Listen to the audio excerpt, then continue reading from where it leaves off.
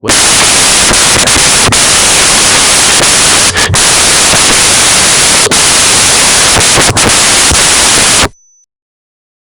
you want to keep sharpening your academic listening skills, be sure to subscribe to myTOEFL for more deep dive lessons.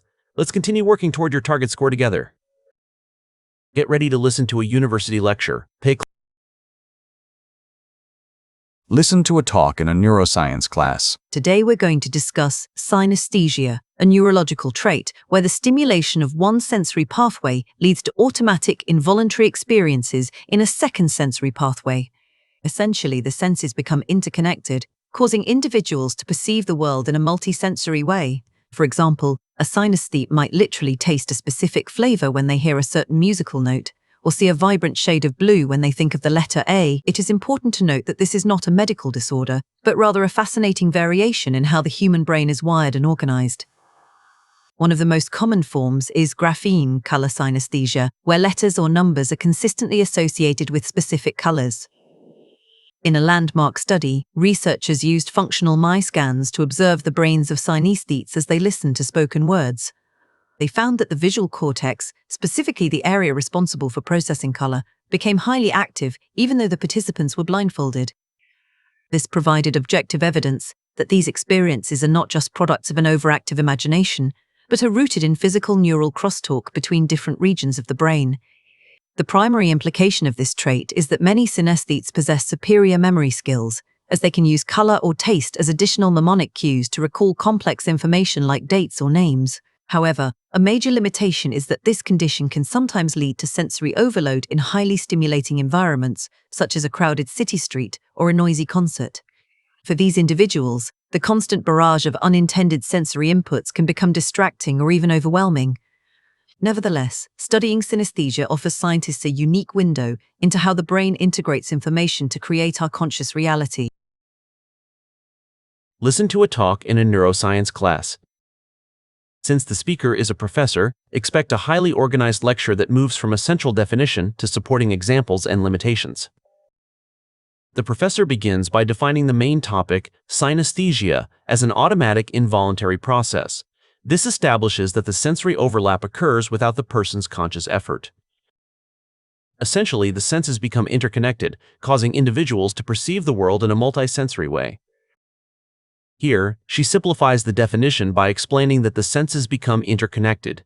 This clarifies that the core of the condition is a multisensory perception of a single stimulus. For example, a synesthete might literally taste a specific flavor when they hear a certain musical note, or see a vibrant shade of blue when they think of the letter A. It is important to note that this is not a medical disorder, but rather a fascinating variation in how the human brain is wired and organized. In this sentence, the speaker clarifies a common misconception by stating it is not a medical disorder. Instead, she frames it positively as a fascinating variation in brain organization. The lecture shifts to a specific type of the trait, grapheme color synesthesia, where symbols like letters are consistently associated with colors. This consistency is a hallmark of the condition. In a landmark study, researchers used functional MI scans to observe the brains of synesthetes as they listened to spoken words. The professor introduces scientific evidence by mentioning a landmark study involving functional MRI scans. This move from description to empirical data is a common structure in academic talks. They found that the visual cortex, specifically the area responsible for processing color, became highly active even though the participants were blindfolded. Befall in a Shiv Kemis of Mand of Way. This sentence reveals a surprising result. The visual cortex was highly active even when participants could not see. This proves the brain is actually processing color internally. This provided objective evidence that these experiences are not just products of an overactive imagination, but are rooted in physical neural crosstalk between different regions of the brain. The speaker concludes the section by emphasizing that the data provides objective evidence of a physical cause. She attributes the experience to neural crosstalk rather than just a creative imagination. The primary implication of this trait is that many synesthetes possess superior memory skills, as they can use color or taste as additional mnemonic cues to recall complex information like dates or names. The professor highlights a benefit of the trait, noting that synesthetes often have superior memory skills. They utilize involuntary sensations as mnemonic cues to help them remember data. However, a major limitation is that this condition can sometimes lead to sensory overload in highly stimulating environments, such as a crowded city street or a noisy concert. Verse 4. Abolies, the constant barrage of unintended sensory inputs can become distracting or even overwhelming. The professor elaborates on the limitation, explaining how a barrage of unintended sensory inputs can be problematic. The result is that the environment becomes distracting or even overwhelming for the individual. Nevertheless, studying synesthesia offers scientists a unique window into how the brain integrates information to create our conscious reality. The talk concludes with a broad perspective, stating that synesthesia acts as a unique window for science. It helps researchers understand how the brain integrates information to form our conscious reality. What is the primary purpose of the lecture? This is a primary purpose question, which means we need to look for the main theme that covers the entire lecture. It asks us to identify why the professor gave this talk. Let's look at the options. Let's analyze option A. To argue that synesthesia is a serious medical disorder. This choice claims synesthesia is a serious medical disorder, but the professor explicitly stated it is not a medical disorder. This is a direct contradiction of the lecture's facts. Now, let's check what option B suggests. To compare the memory capacities of different age groups.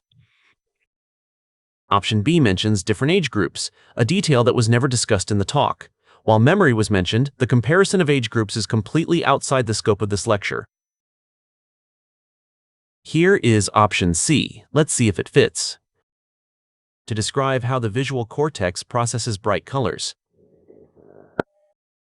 While the lecture mentions the visual cortex, option C is too narrow because it only focuses on bright colors.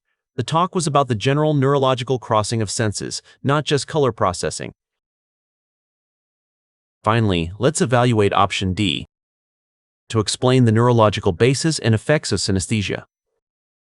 This choice perfectly captures the whole lecture by mentioning both the neurological basis, which refers to the MIRI research, and the effects, which refers to memory benefits and sensory overload. Therefore, the correct choice is option D because it encompasses the definition, the scientific cause, and the practical implications discussed throughout the talk.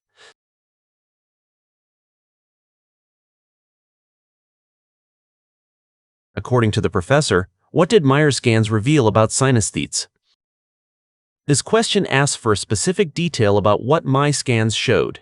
We need to recall the part of the lecture where the professor discussed the research on synesthetes' brain activity. Let's analyze option A. Their imagination is more active than their actual sensory pathways. Option A suggests imagination is more active, but the professor actually used the My results to prove that these experiences are not just products of imagination. This is a distractor. Now, let's check what option B suggests. They are unable to process information when their eyes are closed. This option claims they are unable to process information when eyes are closed, but the study actually showed that synesthetes could process color while blindfolded. This is the opposite of the lecture's findings. Here is option C. Let's see if it fits. Their color-processing brain regions activate when they hear words. Option C is correct because the professor noted that the area for processing color became highly active when participants listened to spoken words. This confirms the cross-activation of brain regions. Finally, let's evaluate option D. Their visual cortex is smaller than that of non-synesthetes. The most accurate answer is option C, since the MRI research provided physical proof that auditory stimuli could trigger color processing regions in the brain.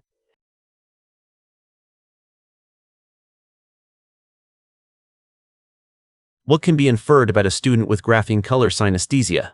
You call Waya. Taju problem. Let's analyze option A. Option A. They will likely struggle to learn how to read or write. The professor never suggested that synesthetes struggle to learn. In fact, she mentioned they often have superior skills, making this negative inference incorrect. Now, let's check what option B suggests. They might remember a history date by the color they perceive. Option B is a strong choice because it links the color they perceive with numbers or dates. This aligns with the professor's point about using sensory experiences as mnemonic cues. Here is option C. Let's see if it fits. They prefer black and white text over colored text in books. Finally, let's evaluate option D. They are less affected by noise in a crowded classroom. This option is the opposite of the truth. The professor said synesthetes can be distracting or even overwhelming in noisy places, so they would not be less affected by noise. Why does the professor mention the crowded city street? This question asks for the rhetorical purpose behind mentioning a crowded city street. We need to identify what concept this specific example was meant to illustrate. Let's analyze option A. To provide an example of a place where color is absent.